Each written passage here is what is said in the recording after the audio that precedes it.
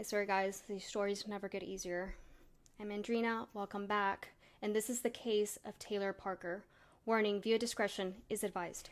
Taylor Parker, 29, was charged with capital murder of Reagan Hancock, 21 years old, as well as the kidnapping and capital murder of her baby, Braxton Sage Hancock, who Parker allegedly cut out of her friend's dead body, placenta and all, on October 9th, 2020. Suggested she allegedly committed these acts in order to pass the child off as her own. There's a web of lies that led up to Hancock's murder, which they say took place so Parker could have a baby to pass off as her own.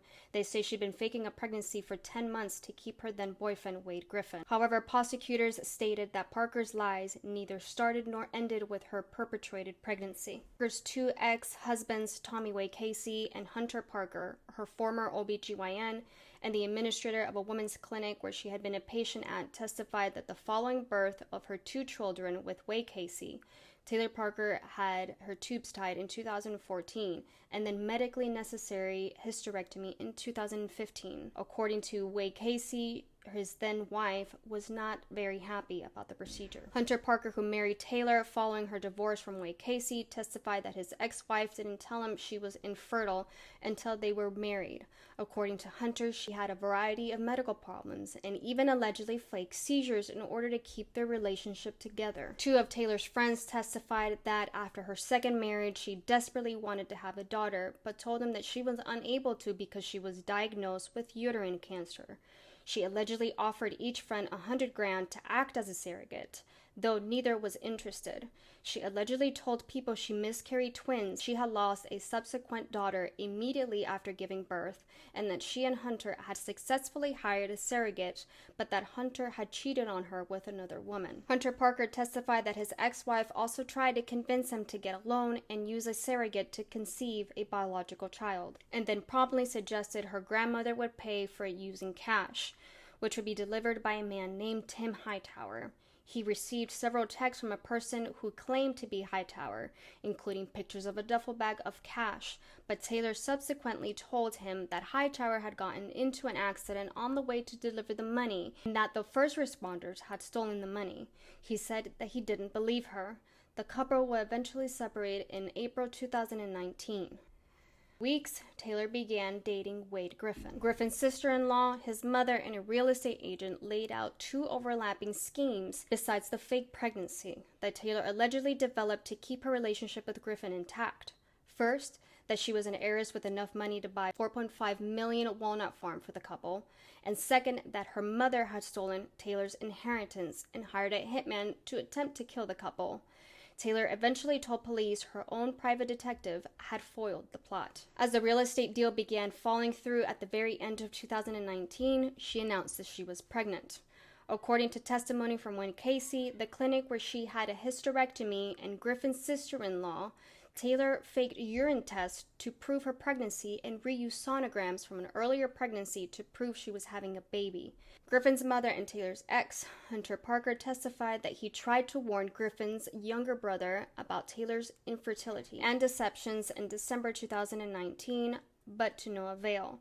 Having provided friends and family with a due date of September 22nd, Griffin's mother testified that she assumed that the young woman would fake a miscarriage and that the relationship would end. Detectives testified that Taylor, however, ordered a fake baby belly and fake sonograms in August, following her one-year anniversary to Griffin. In mid-September, Wade Casey testified that he anonymously texted Griffin multiple times over the course of several days, revealing that Taylor had a hysterectomy and that used sonograms from her older kids to prove her supposed current pregnancy. Griffin sent Taylor a screenshot of the text messages, and detectives said that her online searches escalated thereafter, and she sought out places where pregnant women might gather, out of hospitals, birth protocols, and videos of cesarean sections, among other things. A hog rancher in Oklahoma testified that someone going by the name of Taylor Griffin called him on September 22nd to arrange the sale of a trailer full of hogs, just over $6,000. The rancher was concerned that it might be a scam because she didn't understand the licensing or interstate transfer rules and refused to continue with the transaction. He testified that she texted back on September 27th, claiming it was all arranged, but he refused. On September 30th, workers at another clinic in Paris, Texas, testified that Taylor came in for a pre-scheduled sonogram and began crying, telling the workers that she wanted to reschedule because her husband was in the military and had died, and her mother had canceled on her. They later saw her sitting on the bench in the parking lot. Police testified that she was looking up the license plate of the expectant mothers entering the clinic. Reagan Hancock's husband testified that around this time, Taylor, who had been their wedding photographer in 2019, stayed connected with the couple via Facebook, and his wife had begun texting consistently for about a week after what Taylor had given Reagan a gift, according to Facebook messages. On October 5th, 3 days before the murder, an intentional fire was set at the Wade Griffin's house where he and Taylor had been living, knocking out the plumbing and power, Griffin moms had testified. Taylor was set to be induced the following day, but a bomb threat, which detectives have allegedly connected to her, was called into the clinic that day. On the day of the murder, October 9th, Griffin showed up at the hog farmer's property in Oklahoma, several hours from his home, at 7:35 a.m. with a trailer full of hogs and fake text messages that the man had supposedly agreed to buy for them just over $6,000. Police say that the phone records and surveillance video indicated that Taylor had bought gas at around 6:35 a.m. near Reagan's home and exchanged a short series of text messages between her at 7:22 a.m. and 7:52 a.m. as reported. Both women's phones left the Hancock house at around 9:14 a.m. Reagan has never been recovered. Reagan's husband testified that he got a series of strange text messages from his wife, ending around 8:30 a.m. Then he got a Facebook message from a neighbor at around 9:30 a.m. about the couple's dog having escaped. He tried his wife's phone, but she didn't answer. So he started to call her and other people before leaving work to go check on her. According to a testimony from a medical examiner, a crime scene restoration expert, Reagan was stabbed and beaten in 4 or 5 areas of the home before she eventually died in her own living room. She had extensive defensive wounds on her hands, arms, 5 skull fractures, a broken nose, and more than 100 stab wounds. The medical examiner testified that she was likely beaten with both ends of a claw hammer, as well as a mason jar of pink and blue sand from her own baby gender's reveal party, and then repeatedly stabbed, likely with a small scalpel found inside her neck during her autopsy. The coroner was unable to rule out that she had been strangled because her throat had been cut. At some point, her killer sliced her lower abdomen open from one hip to the other, removed her uterus, sliced it open, and removed both her child and the placenta. Taylor was pulled over for erratic driving in Addable, Texas at around 9:30 a.m. with a newborn baby in distress on her lap and an umbilical cord protruding from her pants, according to testimony from the officer who pulled her over. A placenta eventually fell out as well. She had blood on her hands, face, legs, feet. He and a passerby who stopped to help noted that there was no blood on the driver's seat of the car or on the baby, and much of the blood was on Taylor seemed to be dry. Despite multiple requests to be taken to a hospital in Oklahoma where she said her doctor practiced, she was taken to a closer one, McCurtain County Memorial Hospital. Medical personnel from there testified that an external exam to check for internal bleeding revealed Taylor did not have a uterus, and an internal exam revealed that neither blood in her vaginal canal nor the presence of a cervix, which is sometimes removed during a hysterectomy. A blood test would reveal that she had no pregnancy hormones, but seemed to insist that she had delivered a baby. DNA tests revealed that the child was Reagan Hancock's child. The baby, Braxton Sage Hancock, was small. Reagan Hancock had only been 34 weeks along, while Taylor had claimed to be overdue. But doctors testified that she had been viable. However, she was reportedly deprived of oxygen too long before getting to the hospital and suffered extensive brain damage as a result. She was taken off life support and declared dead at 1:22 p.m. At 10:15 a.m., Reagan's mom, Jessica Brooks, arrived at the Hancock's home to check on her daughter at the request of her husband, who was racing over.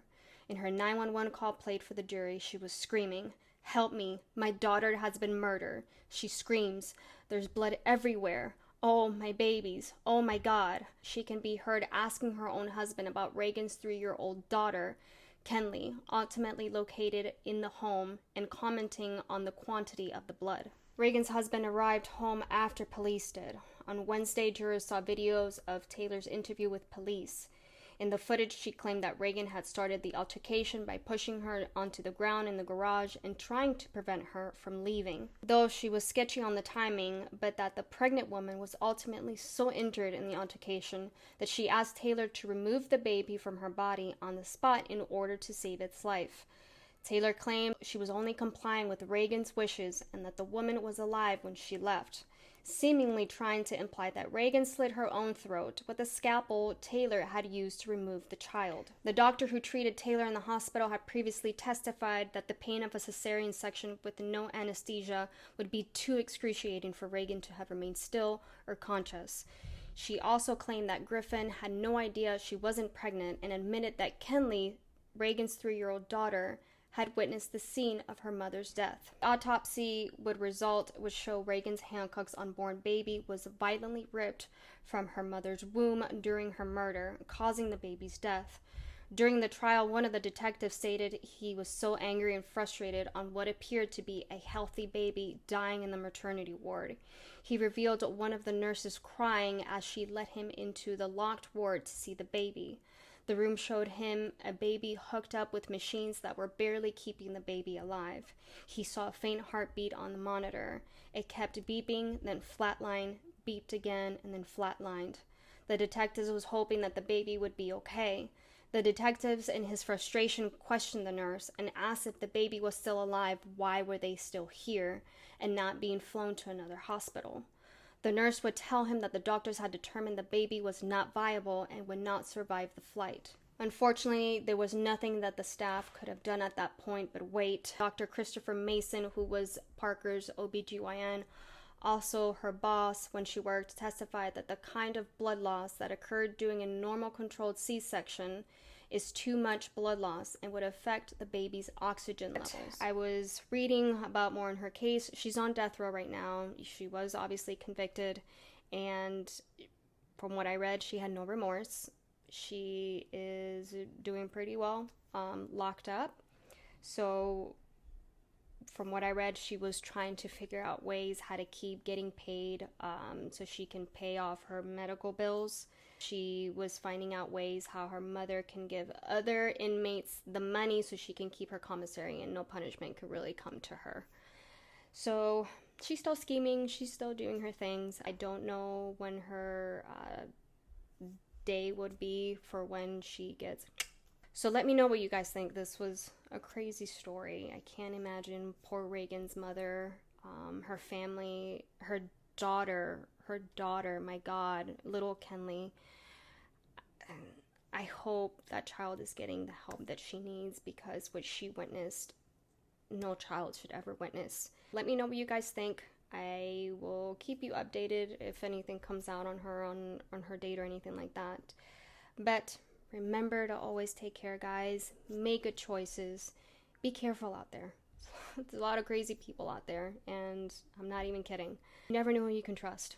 So just keep a keen eye on things. Just remember to not be as easily naive in the world nowadays. Unfortunately, we have a lot of crazy people out there willing to go the extra mile and extreme lengths to get what they want. I will catch you guys on my next one. Remember that I love you guys, to make good choices, and I'll catch you guys on my next one. Bye, guys.